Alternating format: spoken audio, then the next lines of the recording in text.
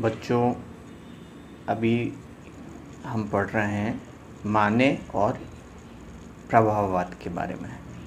अभी तक हमने जो पिछले लेक्चर में पढ़ा है उसमें हमने जो प्रभाववाद से पूर्व की कला के बारे में बात की कि कला का उद्देश्य क्या होता था।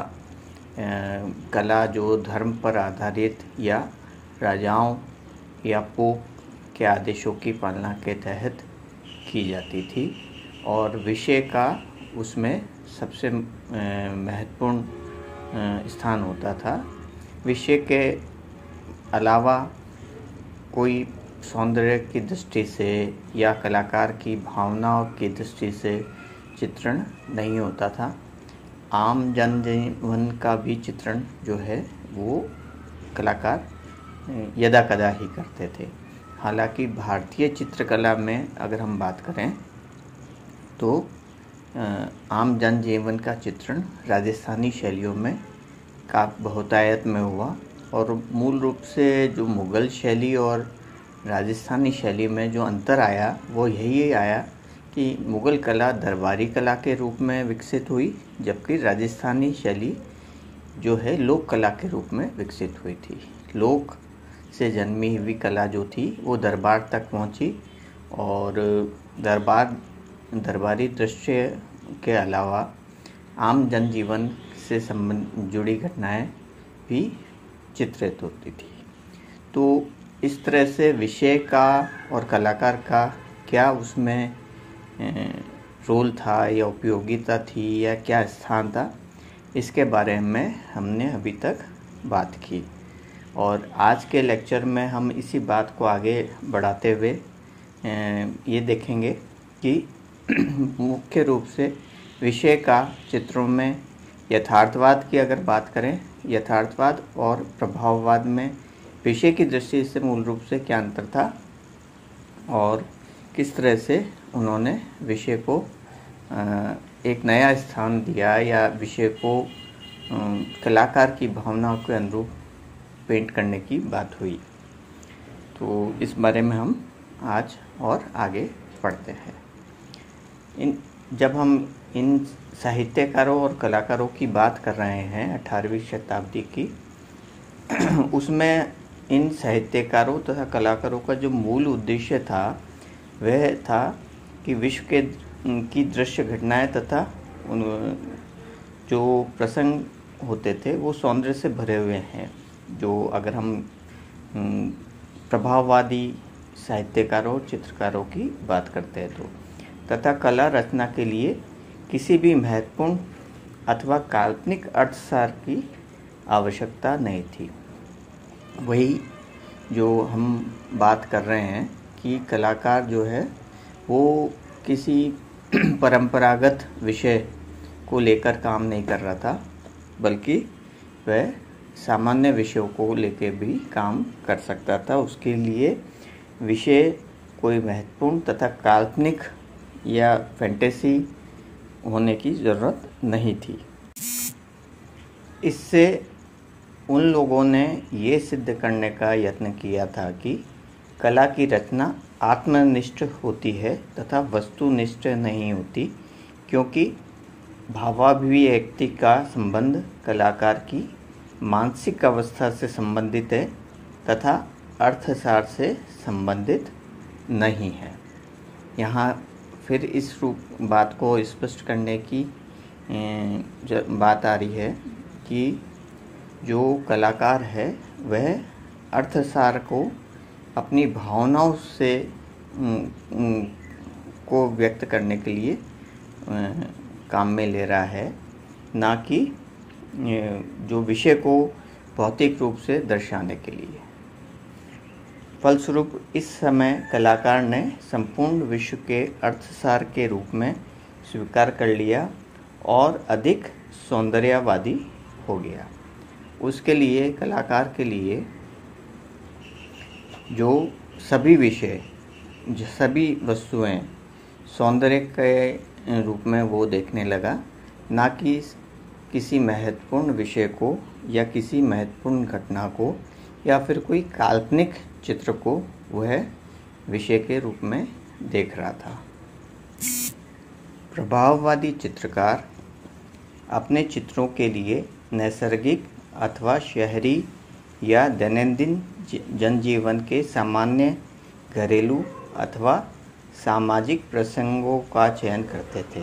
इस कारण इसे विद्वानों ने यथार्थवाद के निकट माना है, परंतु दोनों में पर्याप्त अंतर है, क्योंकि यथार्थवाद में अर्थसार का उद्देश्य माना जाता है तथा प्रभाववाद में अर्थसार का कार्य चित्र में सौंदर्यानुभूति उत्पन्न करना मात्र है। चित्र की यथार्थवादी शैली में वस्तु के प्राकृतिक वर्णों के अनुरूप रंगांकन किया जाता है तथा प्रभाववादी चित्रों में प्रकाश तथा परिवेश के प्रभाव के अनुरूप वर्णांकन किया जाता है। यहाँ पर हम जो अर्थसार को और अधिक स्पष्ट कर रहे हैं कि जो विषय का उद्देश्य या चित्रण का उद्देश्य यथार्थवाद में महत्वपूर्ण है, जबकि प्रभाववाद में वो इतना महत्वपूर्ण नहीं है। उसका उद्देश्य जो है वो चित्रण में सौंदर्य उत्पन्न करना मात्र है। और रंगों की दृष्टि से भी देखें तो यथार्थवाद में जैसा हमें यथार्थ दृश्य, नैसर्गिक दृश्य या सामने जो भी दृश्य दिखाई दे रहा है, हम उसमें जो रंग इत्यादि देख रहे हैं उसको उसी रूप में चित्रित करते हैं, उसी रूप में प्रयोग करते हैं। जबकि प्रभाववाद में रंगों के प्रयोग में अंतर आया। वहाँ वह रंगों को जो है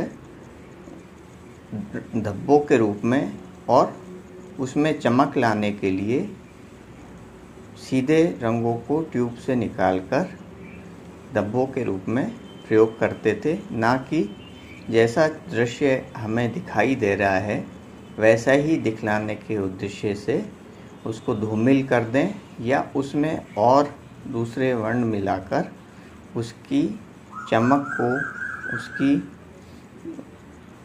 सौंदर्य को हम कम कर दें।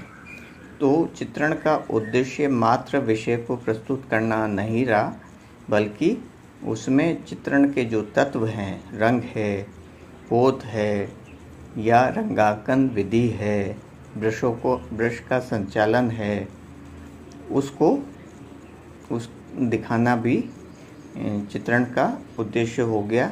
सौंदर्य की दृष्टि से चित्र को बनाया जाता था, ना कि केवल अर्थसार को दिखाने के उद्देश्य से। स्पष्ट तुलिका संचालन तथा मधुर वर्ण संगतियाँ प्रभाववाद के चित्रों को आधुनिक कला का योगदान है।